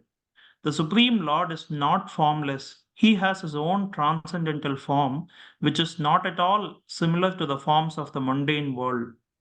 The forms of the living entities in this world are embodied in material nature, and they work like any material machine. The anatomy of a material body must have a mechanical construction with veins and so forth. But the transcendental body of the Supreme Lord has nothing like veins. It is clearly stated here that he is unembodied, which means that there is no difference between his body and his soul. Nor is he forced to accept a body according to the laws of nature as we are. In materially conditioned life, the soul is different from gross embodiment and subtle mind. For the Supreme Lord, however, there is never any such difference between him and his body and his mind. He is the complete whole, and his mind, body, and he himself are all one and the same. Thank you. Thank you. So this sloka is all establishing about, so till the 7th sloka is all about the Mahabhavata, where the Mahabhavata perceives certain aspects, perceives everybody equal. So this is again where the Mahabhavata will see the Supreme Lord as a personality, like, the Lord as a person who's kind of omnipresent. He's beyond the reproach, beyond everything, but as there is no differentiation, has his Atma, no differentiation, his different bodies and other aspects. So in a way, but once you get that knowledge, you have to see Krishna as a Supreme Lord. Right? So in the way where there is, again, which sloka, Bhagavad Gita, it is all Janma Karma Chame Divyam. It is his birth, his day, his karma, is all his activity, his form, everything is very, very divine. Okay, beyond the modes, beyond the transcendental understanding. Okay, it's beyond transcendental. Sachidananda Vigraha. Yeah. Okay, next para. In the Brahma Samhita 5.1, there is a similar description of the Supreme Lord. He is described there as Satchid Anand Vigraha, which means that he is the eternal form fully representing transcendental existence, knowledge, and bliss.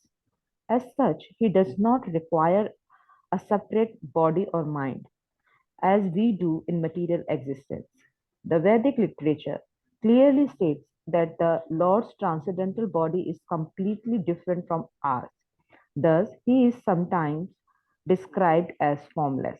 This means that he has no form like ours, and that he is devoid of a form we can conceive of. In the Brahma Samhita 5.32, it is further stated that with each and every part of his body, he can do the work of the other senses. This means that the Lord can walk with his hands, accept things with his legs, see with his hands and feet, eat with his eyes, etc. In the Shruti mantras, it is also said that although the Lord has no hands and legs like us, he has a different type of hands and legs by which he can accept all that we offer him and run faster than anyone. These points are confirmed in his 8 mantra through the use of words like Sukram, omnipotent. The Lord's worshipful form, Archa Vigraha, which is installed in temples by authorized acharyas who have realized the Lord in terms of mantra 7, is not different from the original form of the Lord. The Lord's original form is that of Sri Krishna, and Sri Krishna expands himself into an unlimited numbers of forms, such as Baldev, Rama, Narasimha, and Varaha. All of these forms are one and the same personality of Godhead. Similarly, the Archa Vigraha worship in the temples is also an expand form of the Lord. By worshipping the Archa Vigraha, one can at once approach the Lord, not who accepts the service of a devotee by his omnipotent energy. The Archa Vigraha of the Lord descends at the request of the Acharyas, the holy teachers, and works exactly in the original way of the Lord by virtue of the Lord's omnipotence. Foolish people who have no knowledge of Shri Ishopanishad or any of other Shruti mantras consider the Archa Vigraha, which is worshipped by pure devotee, so be made of material elements. This form may be seen as material by the imperfect eyes of foolish people or Kanishta Adhikaris. But such people do not have the Lord, do not know that the Lord, being omnipotent or omniscient, can transform matter into spirit and spirit into matter as he desires. Hare Krishna. Thank you. Very nice, Madhuri. So this is again fully establishing the Archa Vigraha form, right? So he descends into that form and then he gives that potency because the acharyas wanted that this way so that it can be probably understood. So wherever temples, wherever at our home, the Vigraha form in our home also or in the temples, everything is the same. Okay, and then his unlimited forms like Baldev, Rama, Narasimha, Varaha, everything is same. Okay? So in Vrindavan, when Nityananda Prabhu, I'll ask one question. So Nityananda Prabhu goes, he becomes Avaduta after at the age of 12, he goes south of Eka Chakra, and then he keeps going around here and there with that Brahmana, this one, and finally he arrives to Vrindavana, right? So in Vrindavana, he sees one of his old friends, remember? And then they have a competition. What is the competition?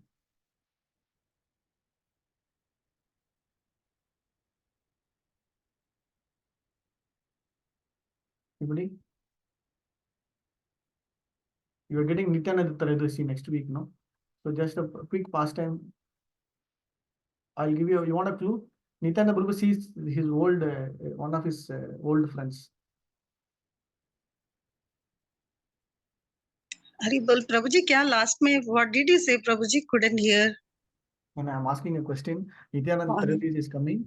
So in Nityananda Prabhu goes to Vrindavana and he sees and he encounters or he meets one of their old friends. What is that pastime?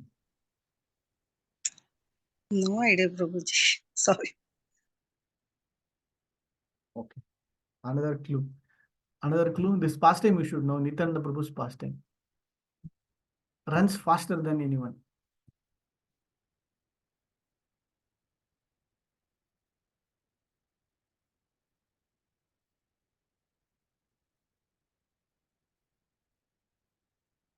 Lord Balram. Balram only, correct. Nityananda Prabhu is Balram only, correct. But what is the pastime? Remembers the pastime of Lord Balram when. Who can I tell? Gaurav. Sridhar. Hari Bol. Good. Super. Tell the story.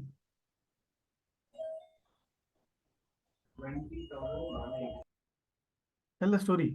Sridhama comes as whom in the. Sridham says that the only one who can beat him in running race is Lord Balram. So what does they do? So who comes as running race? Correct. Who does that? Who does that in the Gaura Leela? Nityananda Mahaprabhu. Correct, Nityananda Prabhu, and who's the Sridham in their Leela? Okay, tell the story. Then let the elders find out who's there. Okay, so others please Google out. So Gaura, tell that story. Oh, I only know the Vrindavan pastime one. Tell the Vrindavan pastime. Yeah, tell the Vrindavan pastime. So I only remember that part where they had the running race. Yeah, what is the turning race? Tell the turning race. So Sri Ram has running race with Lord Balaram, and then Lord Balaram wins the race. Okay. So I will not tell the personality. Now others should find the personality. So what happens? Nityananda Prabhu comes to Vrindavan. He goes around Radha Kund. He goes to all the places, and he realizes that he's just waiting for Lord to appear. Okay, so he's just going around in this one. So he sees this personality. So you find out. Okay, and that personality will say, "Hey, you don't recognize me."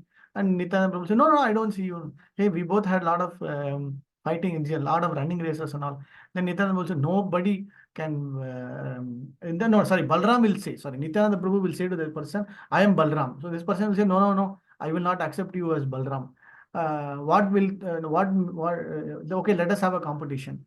Then this personality will say, "Only if you are Balram, then only you will be able to win." So both of them start running around Govardhan very fast. This personality will run. Okay.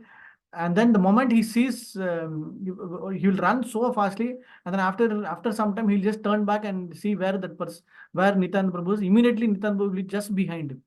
Then again one more round very fast, and then he will think, yes, I have won the race. Then immediately will see, he will turn back and see, and Nityananda Prabhu will be standing behind. And then that moment he will realize, you are only Balram. Okay. And then at that point, he'll be very tall, okay, around 8 feet or 10 feet or 15 feet or whatever be it. And then immediately that personality will say, "Yes, you are Balram. Now you have come as Nityananda Prabhu. I accept it." Okay. So immediately, then Nityananda Prabhu will bring out his, what do you say? I forgot that Kalapai, I don't know. The plow, right? With the plow, he will reduce the height. Okay, then immediately both of them again will go. So at that point of time, that personality will directly go to Nadia. He'll go to Mayapur. Okay, and then Nityananda Prabhu will come to Vrindavan. Will come to actual Vrindavan, and then he will meet all others. Then finally he will go to Nadia. He'll go and have darshan of Mahaprabhu. Okay, who's that personality? I just Google searched Prabhuji, Ramdas Abhiram Thakur. I opened my book. Abhiram Das Thakur. Abhiram Das Thakur is very close associate of Nityananda Prabhu. So what is the other story of Nityananda Prabhu and Abhiram Das Thakur? That he had that whip, Jai Mangal, and he used to whip everyone and give Harinam Bhakti ecstasy to all whoever he whipped with it.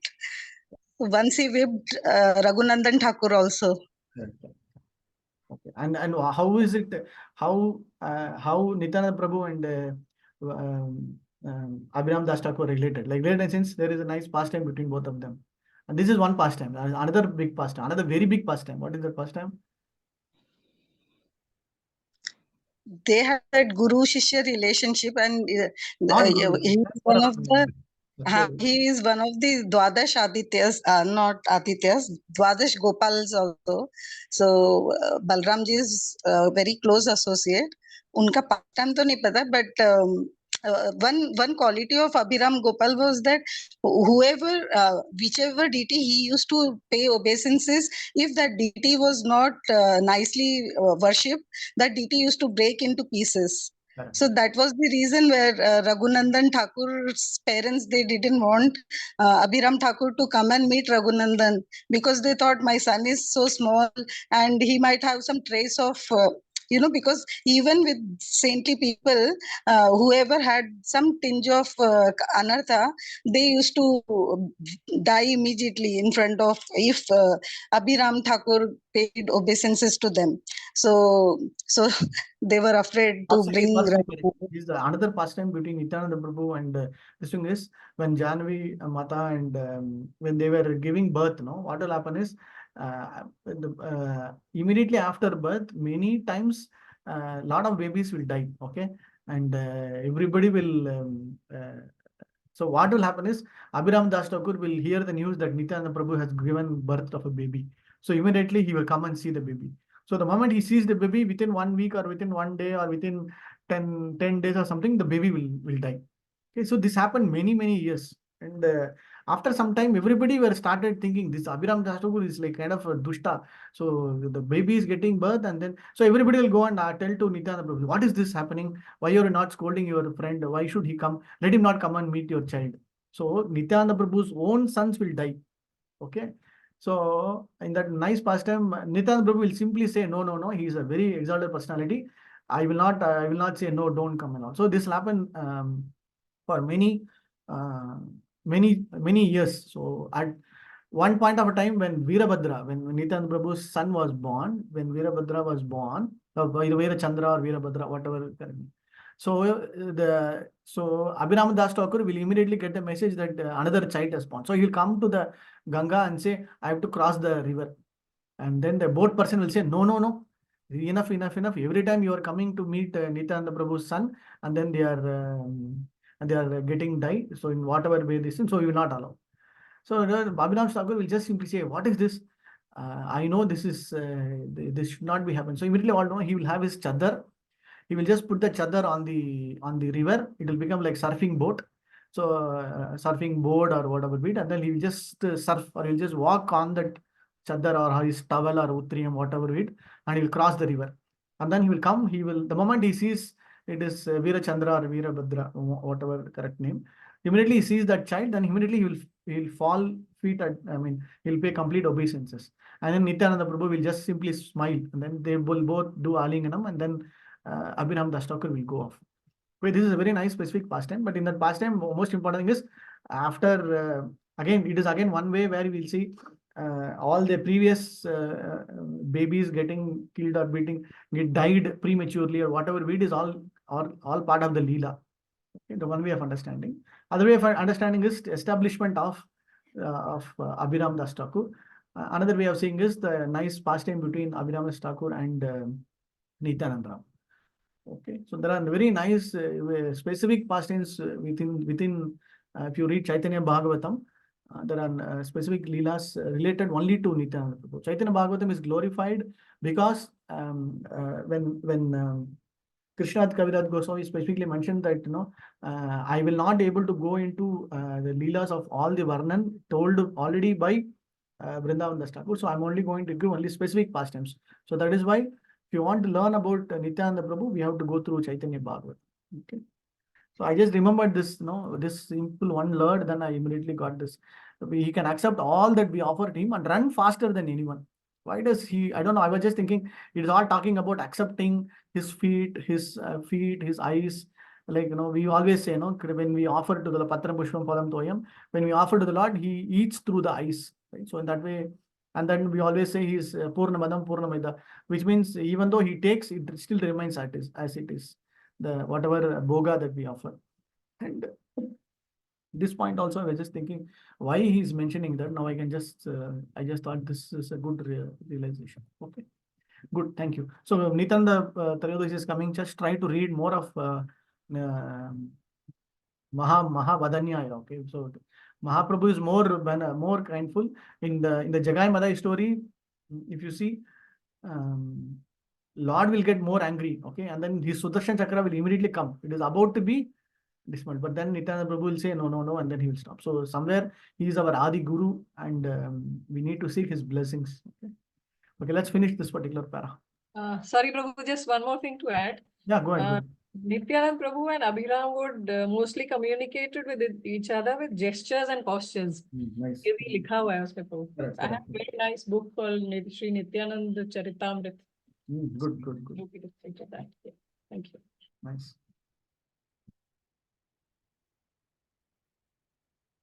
So he marries both the sisters together. So he will have Nityananda Prabhu's guru. He'll come as Acharya, then he'll become his disciple, and then he will marry both the sisters. Okay, Janvi and okay. Let's keep going. This para, where are we?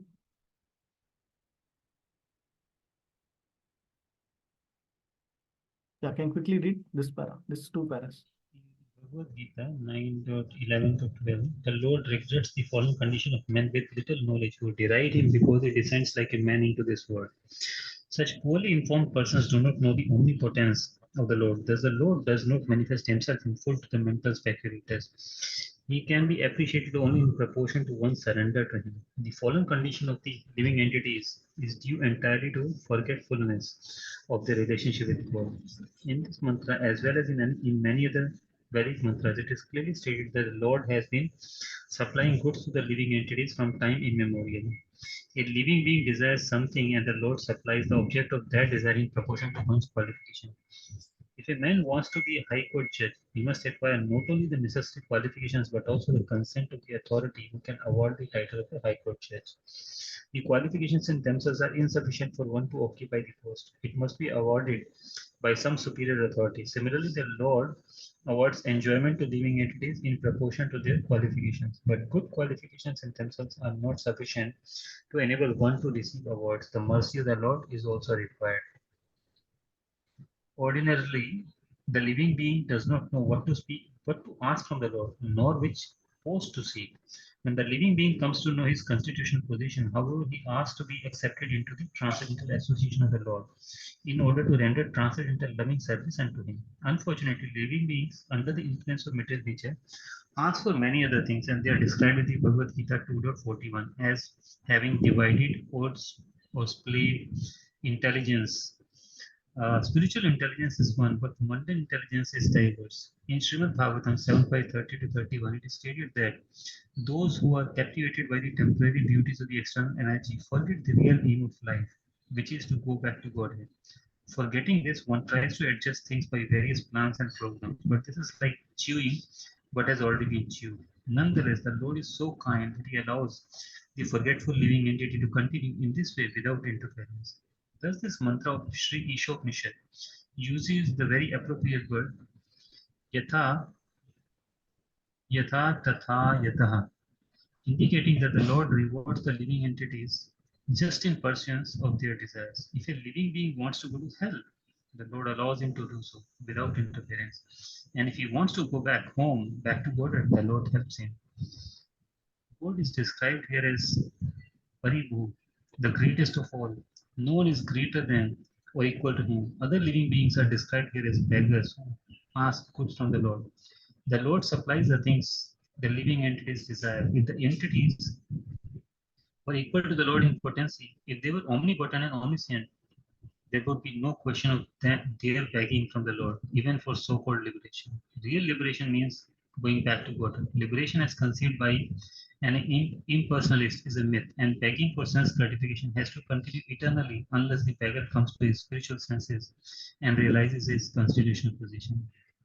Only the Supreme Lord is self-sufficient. When Lord Krishna appeared on earth 5,000 years ago, he displayed his full manifestation as the personality of Godhead through his various activities. In his childhood, he killed many powerful demons such as Aghasur, Bakasur, Shaktasur, and there was no question of his having acquired such power through any extraneous endeavor. He lifted Govardhana without ever practicing weightlifting. He danced with the gopis without social restriction and without approach. Although the gopis approached him with a paramour's feeling of love, the relationship between the gopis and the Lord Krishna was worshipped even by Lord Chaitanya, who was a strict sannyasi and rigid follower of disciplinary regulations. To confirm that the Lord is always pure and uncontaminated, Sri Ishopanishad describes him as Shuddham, antiseptic, and Apapavidham, prophylactic. He is antiseptic in the sense that even an impure thing can become purified just by touching him. The word prophylactic refers to the power of his association. As mentioned in the Bhagavad Gita 9.13.31, a devotee may appear to be Sudurachar, not well behaved in the beginning, but he should be accepted as pure because he is on the right path. This is due to the prophylactic nature of the Lord's association. The Lord is also apart with them because sin cannot touch him. Even if he acts in a way that appears to be sinful, such actions are all good, for there is no question of his being affected by sin. Because in all circumstances he is Shuddha, most purified. He is often compared to the sun. The sun extracts moisture from many untouchable places on the earth, yet it remains pure. In fact, it purifies obnoxious things by virtue of its sterilizing powers. If the sun, which is a material object, is so powerful, then we can hardly begin to imagine the purifying strength of the all-powerful God. Hare Krishna. Hare Krishna. Thank you, Mahesh. I think Shuddham, Vishuddham, Abadam. So we have seen in Bhagavad Gita also. So the Shuddham portion, antiseptic, right? Very nice. Right? For example, sun is antiseptic, right? Whether it is a stool or whether it is a urine or a water, whatever it is, it just absorbs, right? So apapa with them. So it is like that, okay? So it just purifies everything by that particular touch. Even water also, whatever be it just cleanses everything. Right? So real revelation means going back to God. Okay? This is very nice part. And we are actually begging. We are supposed to be beggars, but we think we are all the owners of it. Yata tata yataha, which means Lord yata. So ye tamam prabhadyante tam tatavya bhajam. So according to whatever way we approach, whatever endeavor or whatever will come, accordingly the Lord gives back. That's all. So it is only based on our desire. Spiritual intelligence is one, but mundane intelligence is diverse. So very nice. Spiritual intelligence is focusing on only one aspect, right? That is utilization of our energy towards one supreme Lord. But mundane intelligence will go across many things to try to fulfill so many other things. So very nice, fantastic way of putting.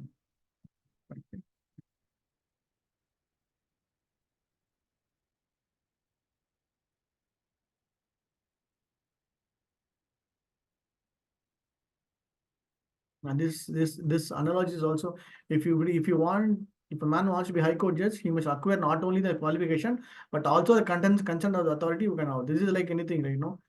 For example, if you want to become a doctor, even though you are a qualified MBBS, the medical council has to give you that authority. Yes, you are a doctor. Right? So like that, even the same thing. If you want to become a high court judge, you have to become that part of the council, and then only you become. So the qualifications themselves are insufficient to occupy that post. It must be awarded by some superior authority. Very nice point.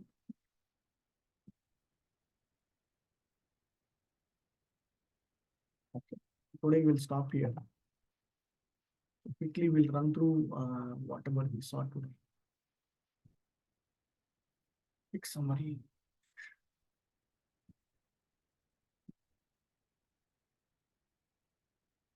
Yes, today we saw four slokas. All about Mahabhavata. Okay. So sloka 4 is all about fixing the Lord. Understanding the Lord is very fast than the mind, and he can do anything that he wants, right? So his potencies, like we saw about his different energies exhibited in the 3 different forms. Okay.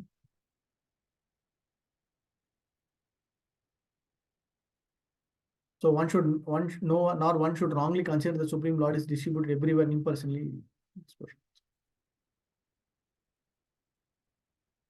So Prabhupada is wanting us to take some initiative. Does not mean that even though Lord's energy is inconceivable, still we should be able to make an attempt to understand that. Okay, so he's part and parcel of the Lord. So it is our responsibility to partake in the initiative of the Lord. Very nice word. We have to partake in initiative of the Lord. What is the initiative? Is for us to go back to him. Okay, so he created this entire manifestation is for us to go back to. So he has to utilize this initiative using the intelligence, then definitely he will be able to get that, revive his original consciousness. Okay. Sloka 5 is about Tadhyajadi Nijadit. So whatever he can walk, he does. He can be very close. He can be very far away. So all those specific points also mentioned. So the contradictions. either being close or very far is kind of contradiction, but for the Lord, it is all the same. Okay?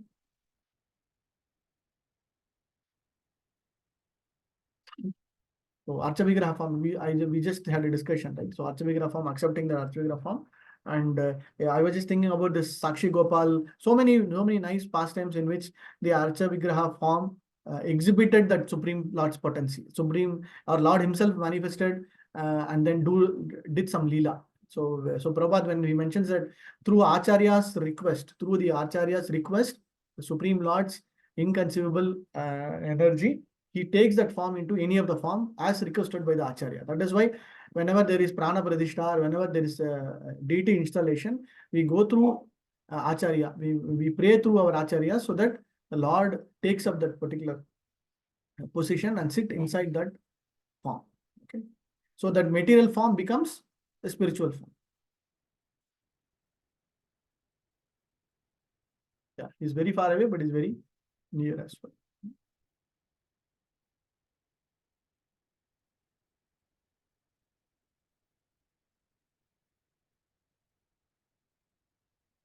The Archa Vigraha form of the Lord descends as per request. So the 6 and 7 is all about how do we perceive, how that particular Uttama Adhikari sees. So there is a three layers, Kanishta, Madhyama, and Uttama. Uttama Adhikari level, he will see everybody is Atmaneva Pashyanti, Sarvabhuteshu Atmana Tatona. So you'll see everything in equal.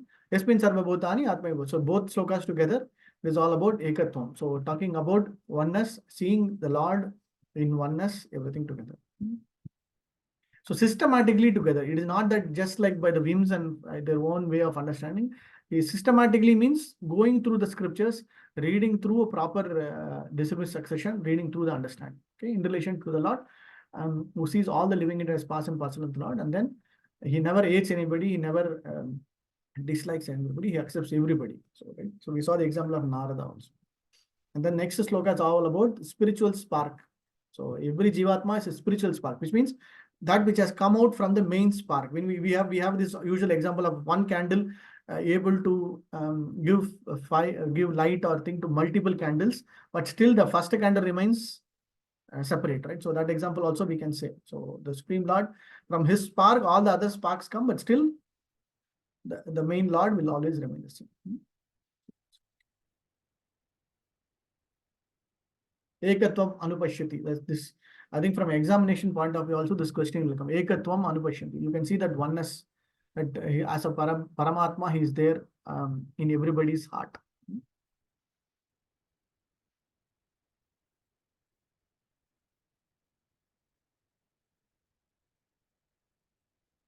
Yeah, Prabhupada is mentioning about that the goal as interest for all the family members. Similarly, you have national interest, family interest, everything, right? So all the interest of all the living beings is focused on one particular thing.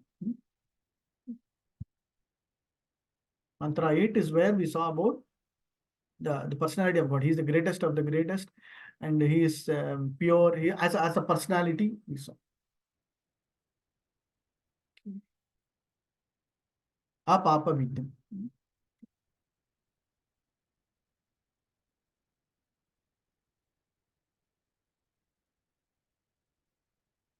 So Krishna cannot be contaminated. Rather, anything comes to Krishna, even contaminated. So this is very nice word. Okay. So Prabhupada has given a lot of lectures on Ishopanishad. Okay. If you go through his lectures, if you go categorization wise of his lectures, you will see Ishopanishad lectures. Okay. So there are wives to other persons. How does it so? So the answer is given that Krishna cannot be contaminated. So even there somebody will say, oh, Krishna had 16,108 wives. How is it? So it doesn't really matter. Okay. But the other way of putting this, even though you are contaminated, even though our mind is fully a lot of anarthas, but the moment it comes to Krishna, all that anarthas, everything will be completely purified.